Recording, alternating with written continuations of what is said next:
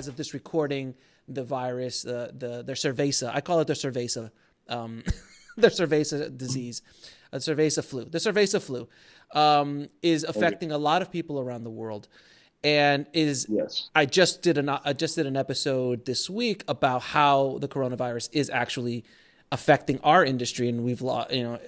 I think in China they lost $2 billion in revenue worldwide, already $4 billion in revenue, and it's no stop in sight. Like literally China right now, which is, I think, is it the second or the first biggest market? I'm not sure now. I don't know if it overtook the U.S. or not, but they shut down 70,000 screens. Like they shut down their box office, which is Yeah. decimating a very Yeah. fragile and honestly, in my opinion, vulnerable film industry, which I feel that the China Yes. market has been propping up the losses that they have Yes. occurred from DVDs and all the other foreign sales and all these other things that were there before have been taken away over the years. And China was kind of like bubbling it up a little bit, but then all of a sudden it's gone and everyone's like, oh crap. So how do you Yeah. see this affecting our marketplace moving forward in 2020? Well, I mean, absolutely, the rug has been pulled out from underneath the industry. I mean, not certainly just our industry, but every industry and worldwide. The consequences of what is occurring right now is going to probably impact us for the next decade. Mm-hmm. That's what I believe, and we will get past it. We do. We Yeah, of always course. do. Yes. We get through everything. But it really is going to require a major readjust, almost potentially a complete paradigm shift in the way we do business. I mean, the good news prior to this event of the virus is that because of all of these emerging sort of marketplaces, content is now much more valuable, right? Mm-hmm. Because I remember back when I was first starting off, you're trying to knock down the door to get somebody to pay attention to you because you had a project that you wanted to bring in, and people would just slam the door on you and get out of here, kid. But those roles have reversed quite a bit now, and content is king, and there's so much space now that needs to be filled with content. So that puts the creative people in a better position in terms of that. But then the question is, now the throngs of possibilities, how do you penetrate that? Mm-hmm. How do you penetrate that? Because now you've got a billion times more competition than you used to have. So even though there's more opportunity and access, it's still sort of a funnel. And, somebody's getting stuck in that, there's only a few people coming through that from everybody that's pouring into it. So I think, honestly, more than ever, this business has always been a business of relationships, and you and I are a testament to that. Mm-hmm.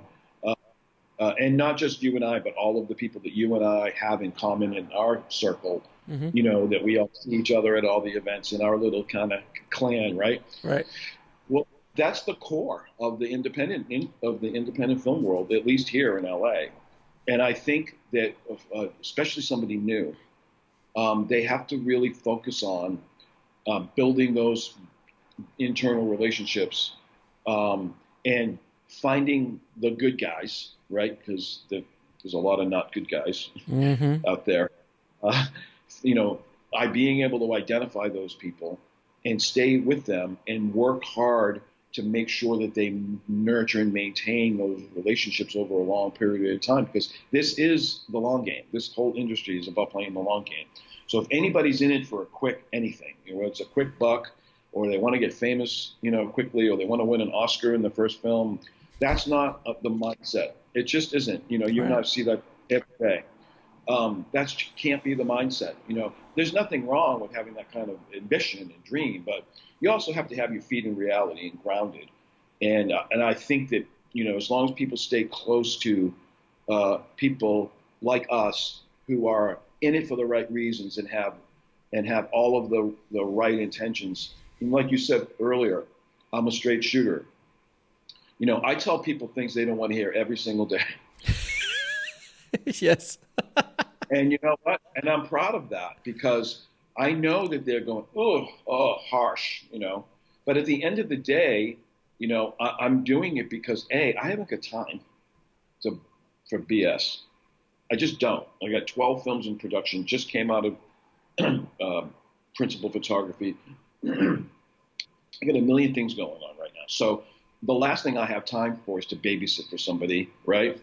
And to hold somebody's hand. Now, I am willing to take my time and work with somebody over the long haul, but they have to be doing the heavy lifting at the end of the day. They have to make their contribution, especially if it's their film. There's so many people that come to people like me, and they have an expectation, which is already a problem. They have an expectation that they're going to be able to hand something over to me and that I'm going to do it for them or take it from there. And it's the complete opposite.